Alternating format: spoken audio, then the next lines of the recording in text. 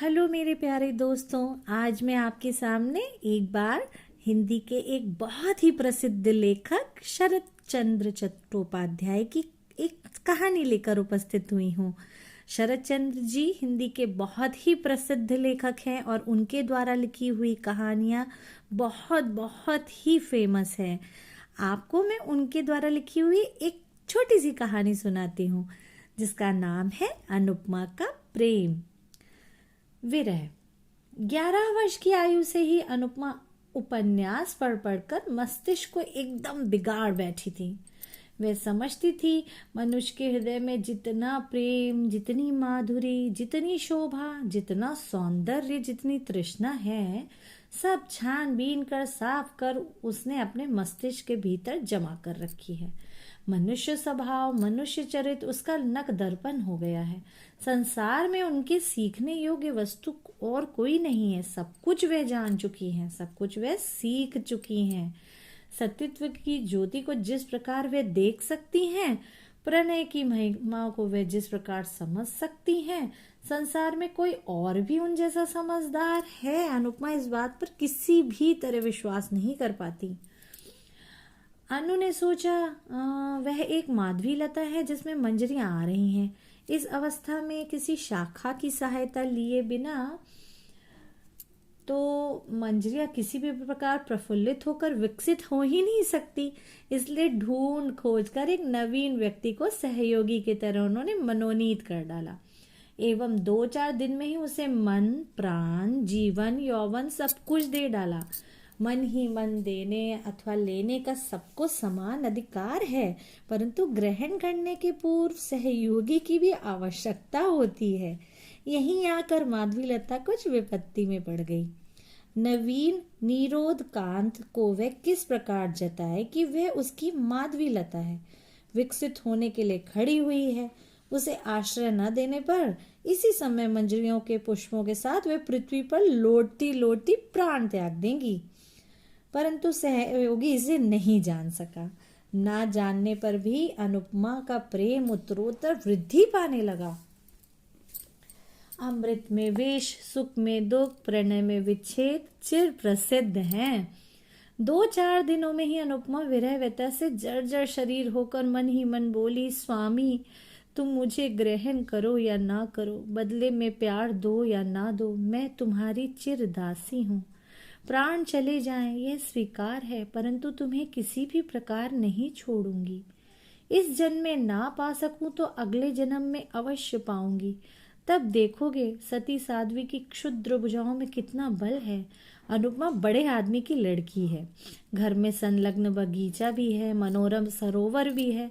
वहां चांद भी उठता है, कमल भी खिलते हैं, कोयल भी गीत गाती है, भौरे भी गुंजारते हैं। यहाँ पर वे घूमती फिरती विरह व्यथा का अनुभव करने लगी।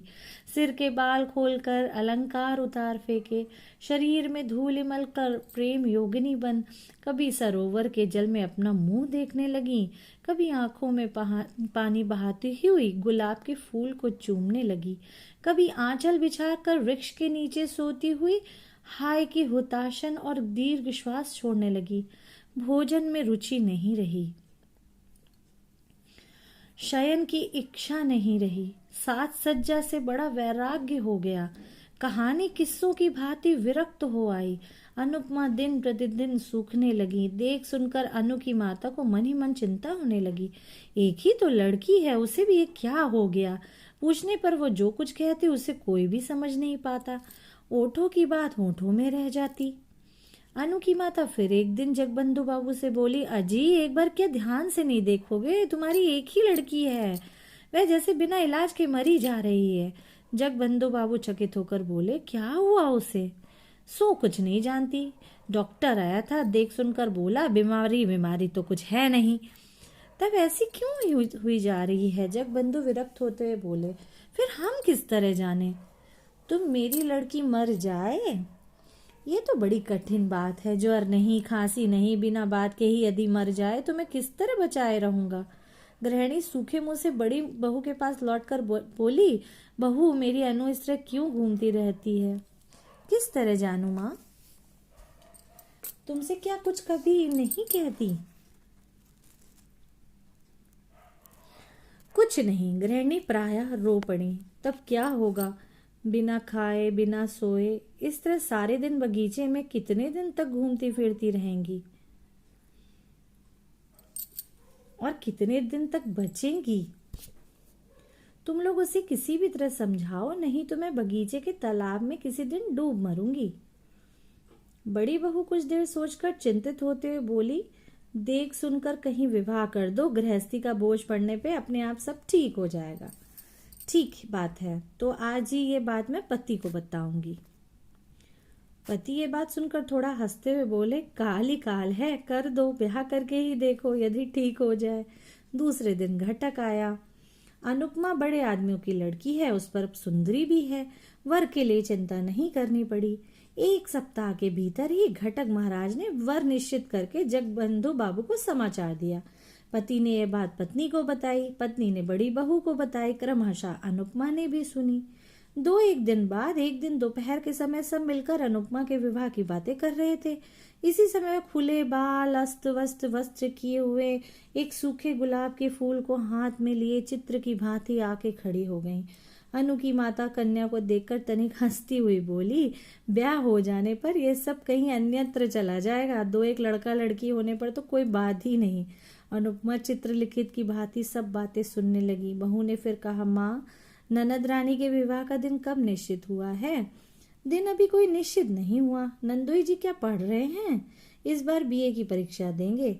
तब तो बहुत अच्छा वर है। इसके पश्चात थोड़ा सा हंसकर मजाक करती हुई बोली, परंतु देखने में खूब अच्छा ना हुआ तो हमारी नंद रानी को पसंद नहीं आएगा।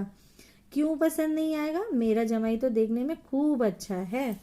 इस बार अनुपमा ने कुछ गर्दन घुमाई, थोड़ा सा हिलकर पांव से नाखून से मिट्टी खोदने की भांति लंगड़ाती लंगड़ाती बोली, विवाह मैं नहीं करूंगी।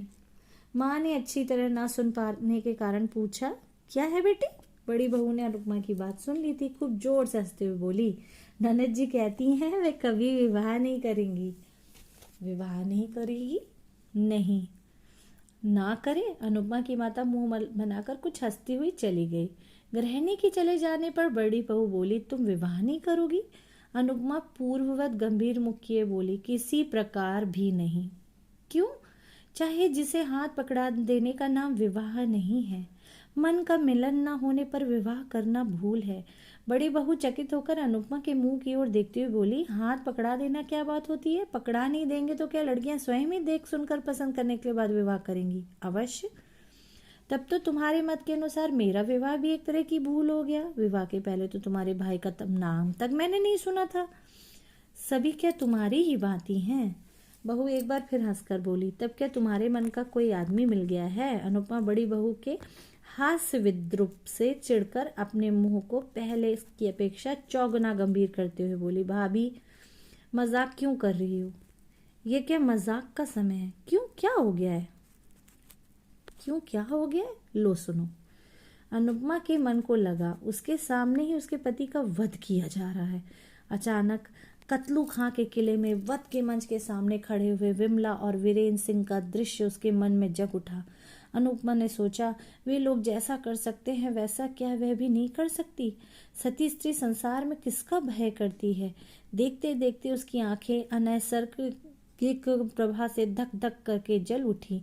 देखते देखते उसने आंचल को कमर में लपेटकर कमर बंद बांध लिया। यह दृश्य देखकर बड़ी बहू 3 हाथ पीछे हट गई। क्षण भर में अनुपमा बगल वाले पलंग के पाए को अच्छी तरह पकड़कर आंखें ऊपर कर चीत्कार करते हुए कहने लगी, प्रभु, स्वामी, प्राणनाथ, संसार के सामने आज मैं मुक्त कंठ से चीत्कार करती हूँ, तुम ही मेरे प्राणनाथ हो। प्रभु, तुम मेरे हो, मैं तुम्हारी हूँ। ये खाट के पाए नहीं, ये तुम्हारे दोनों चरण हैं। मैंने धर्म को साक्षी करके तुम्हें पति रूप में वरण किया है। इस समय भी तुम्हारे चरणों को स्पर्श करती हुई कह रही हूँ, इस संसार में तुम्हें छोड़कर अन्य कोई भी मुझे स्पर्श नहीं कर सकता। किसमें शक्ति है कि प्राण रहते हमें अलग कर सके? अरे माँ, जगत जननी माँ। बड़ी बहू चित्कार करती हुई दौड़ती बाहर आ पड़ी। अरे देखते हो नंदरानी कैसे ढंग अपना रही है? देखते देखते गृहिणी भी दौड़ी आ गई। बहू रानी का चित्कार बाहर तक जा पहुंचा था। क्या हुआ, क्या हुआ, क्या हो गया? कहते गृह स्वामी और उनके पुत्र चंद्र बाबू भी दौड़े आए। कर्ता, गृहिणी, पुत्र, पुत्रवधू और दास दासियों क्षण भर में घर में भीड़ हो गई। अनुपमा मूर्छित होकर खाट के समीप पड़ी हुई थी। गृहिणी रो उठी, मेरी अनु को क्या हो गया? डॉक्टर को बुलाओ, पानी लाओ, हवा करो इत्यादि। इस चीत्कार से आधे पड़ोसी घर में जमा हो गए। बहुत देर बाद आंखें खोलकर अनुपमा धीरे धीरे बोली, मैं कहाँ हूँ? उसकी माँ उसके पास मुंह लाते हुए स्नेहपूर्वक बोली, कैसी हो बेटी? तुम मेरी गोद में लेटी हो। अनुपमा दीर्घ निश्वास छोड़ते हुए धीरे धीरे बोली, ओह, तुम्हारी गोद में। मैं समझ रही थी कहीं अन्यत्र। स्वप्न नाट्य में उनके साथ बही जा रही थी। पीड़ा विगलित अश्रु उनके कपोलों पर बहने लगे। माता उन्हें पूछते हुए कातर स्वर में बोली, क्यों रो रही हो बेटी? अनुपमा दीर्घ निश्वास छोड़कर चुप रह गई। बड़ी बहू चंद्र बाबू के एक और बुलाकर बोली, सबको जाने को कह दो, अब कोई भी डर नहीं है। नंदरानी ठीक हो गई है। क्रमशः सब लोग चले गए। रात को बहू अनुपमा के पास बैठकर बोली, नंदरानी, किसके साथ विवाह होने पर तुम सुखी होगी? अनुपमा आंखें बंद करके बोली, सुख दुख मुझे कुछ नहीं है, वही मेरे स्वामी है। सो तो समझती हूँ, परंतु वे हैं कौन? सुरेश, मेरे सुरेश। सुरेश? राखाल मजूमदार के लड़के? हाँ, वे ही। रात में ही गृहिणी ने यह बात सुनी। दूसरे दिन सवेरे ही मजूमदार के घर जा उपस्थित हुई। बहुत सी बातों के बाद सुरेश की माता से बोली, अपने लड़के के साथ मेरी लड़की का विवाह कर लो। सुरेश की माँ हंसती हुई बोली, बुरा क्या है? बुरे भले की बात नहीं, विवाह करना ही होगा। तो सुरेश से एक बार पूछाऊं, वह घर में ही है। उसकी सम्मति होने पर पति को असहमति नहीं होगी।